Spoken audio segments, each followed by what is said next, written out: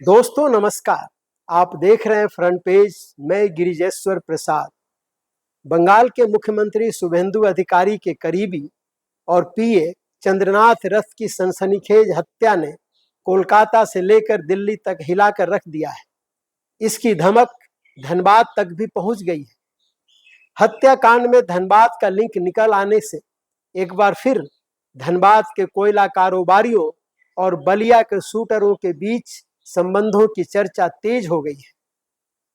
शुरुआत में शुभेंदु अधिकारी के पीए की हत्या को बंगाल का खून से सना चुनावी चरित्र माना गया, परंतु जैसे ही इस केस में केंद्रीय जांच ब्यूरो यानी सीबीआई की एंट्री हुई, परतें ऐसी खुलती गईं कि पुलिस और जांच एजेंसियां भी दंग रह गई। हाई प्रोफाइल हत्या हुई बंगाल में, शूटर पकड़े गए यूपी से, परंतु क्या इस हत्याकांड की स्क्रिप्ट धनबाद में लिखी गई? जांच एजेंसियों से छनकर आने वाली रिपोर्टों से लगता है कि हत्याकांड के तार झारखंड के धनबाद से जुड़ते हैं। इसके किरदार भले ही उत्तर प्रदेश से पकड़े गए हों, परंतु इनका पूरा नेक्सस जुड़ा है करोड़ों रुपए के अवैध कोयला सिंडिकेट के साथ और इसका केंद्र धनबाद बताया जाता है। अब सवाल है, आखिर धनबाद का वह कौन है जिसका कनेक्शन इस हत्याकांड में शामिल किरदारों से जुड़ता है, और वह कौन है जिसके तार करोड़ों रुपए के अवैध कारोबार के कोयला सिंडिकेट से भी जुड़ता है। इस मामले में और भी कई बड़े सवाल हैं। क्या सचमुच धनबाद में बैठकर हत्याकांड की योजना बनी? क्या धनबाद में शूटरों का कोई संपर्क सूत्र था? क्या शूटरों को धनबाद से लॉजिस्टिक सपोर्ट मिला? पश्चिम बंगाल में चुनाव नतीजे अभी आए ही थे। शुभेंदु अधिकारी अभी तक मुख्यमंत्री बने नहीं थे। उसके पहले ही 6 मई की रात उत्तर 24 परगना के मध्यम ग्राम में शुभेंदु अधिकारी के बेहद करीबी और उनके पर्सनल असिस्टेंट चंद्रनाथ रथ की हत्या कर दी गई थी। उनकी कार को रोककर बिल्कुल फिल्मी अंदाज में ताबड़तोड़ गोलियां चलाई गई और वहीं उनकी मौत हो गई।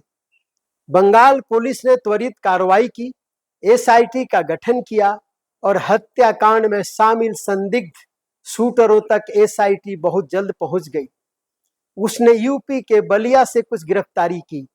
उसके बाद सीबीआई की एंट्री होती है और फिर कुछ और गिरफ्तारियां यूपी से ही होती है। शुरुआती गिरफ्तारियों से के बाद बंगाल के राजनीतिक नेताओं के इर्द गिर्द हत्याकांड के सूत्र बताए जा रहे थे।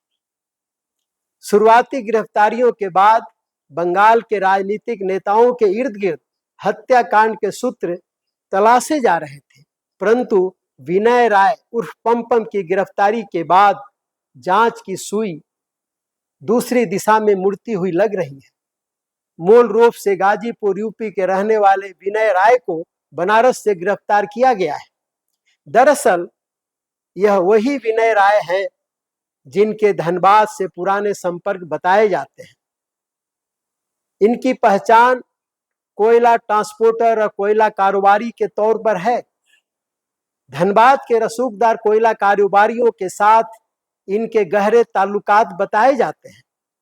कोयले के सिंडिकेट के साथ भी इनके संबंध होने की बातें कही जा रही हैं। मीडिया रिपोर्टों में दावा किया जा रहा है कि वह शूटरों को संरक्षण भी देता रहा है। मीडिया सूत्रों का दावा है कि इस हत्याकांड में विनय राय ने शूटरों को कोलकाता पहुंचाने में मदद की। कोलकाता के लिए निकलने के पहले शूटर 2 दिनों तक धनबाद में भी रुके थे। यह बात भी सामने आ रही है कि हत्याकांड में उपयोग में लाई गई कार को कोलकाता पहुंचाने में भी इसकी प्रमुख भूमिका रही है।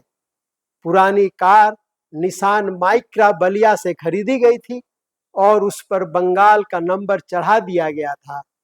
इसी कार का इस्तेमाल हत्याकांड में किया गया। वैसे धनबाद का शूटरों से नाता नया नहीं है। यहाँ शूटरों की आवाजाही का इतिहास काफी पुराना है। शूटर यहाँ पहले भी आया करते थे। मजदूरों के बीच रखकर कुछ दिन गुजारा और एक दिन के उजाले में निशाने पर गोली दागी और निकल गए बलिया। दरअसल झारखंड और बंगाल के सीमावर्ती क्षेत्रों में कोयले के अवैध कारोबारियों का मजबूत सिंडिकेट काम करता है। कहा जाता है कि यह सिंडिकेट प्रशासनिक और राजनीतिक संबंधों को डील करता है और हजारों करोड़ के कोयले का अवैध कारोबार बेरोक टोक चलते रहते हैं। बीच बीच में ईडी और सीबीआई के एक्शन की भी खबरें आती हैं। बावजूद इसके अवैध कोयले के कारोबार पर कोई असर नहीं पड़ता है। रांची से लेकर धनबाद और आसनसोल से होते हुए कोलकाता तक इस सिंडिकेट की पहुंच बताई जाती है। कहा तो यह भी जाता है कि सिंडिकेट की पहुंच बनारस से होते हुए दिल्ली तक भी है। जानकार बताते हैं कि बलिया के शूटरों के साथ कोयला सिंडिकेट के संबंध रहे हैं और बीच बीच में शूटर आते रहे हैं और अपना काम करके निकल जाते हैं। बंगाल में भी शूटरों की आवाजाही होती रही है।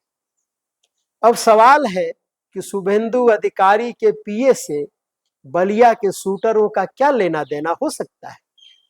क्या उन्हें हत्या की सुपारी दी गई थी? क्या कोयला कारोबारियों के सिंडिकेट ने चंद्रनाथ रथ की हत्या करवाई?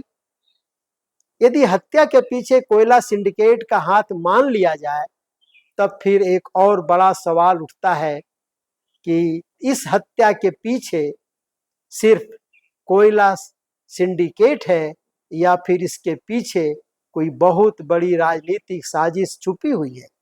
इस मामले में अब तक 4 आरोपियों की गिरफ्तारी हो चुकी है। इसमें एक मुख्य शूटर राजकुमार सिंह भी शामिल है। इसे सीबीआई ने मुजफ्फरनगर से गिरफ्तार किया है, परंतु गिरोह का मुख्य सरगना और शूटर ज्ञानेंद्र उर्फ मन्नू अभी तक सीबीआई की पकड़ से बाहर है। वैसे ज्ञानेंद्र ने एक वीडियो जारी किया है, उसमें वह अपनी बेगुनाही की बात कर रहा है। यह वीडियो सोशल मीडिया पर वायरल है। इधर विनय राय की गिरफ्तारी के बाद धनबाद के कोयला कारोबारियों में हड़कंप मची हुई है। विनय राय से जिनके संबंध रहे हैं सभी दहशत में हैं। उन्हें आशंका सता रही है कि पता नहीं विनय राय किस किस का नाम ले ले और सीबीआई आ धमके।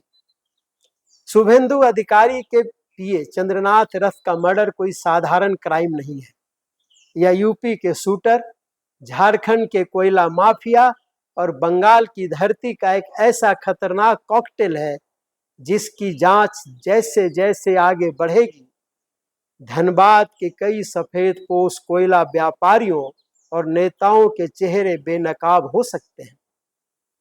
देखना है इस हत्या के पीछे सिर्फ शूटर्स और कोयले के अवैध कारोबारियों का सिंडिकेट है या फिर इसके पीछे कोई बहुत बड़ी राजनीतिक साजिश छुपी हुई है। धन्यवाद, नमस्कार।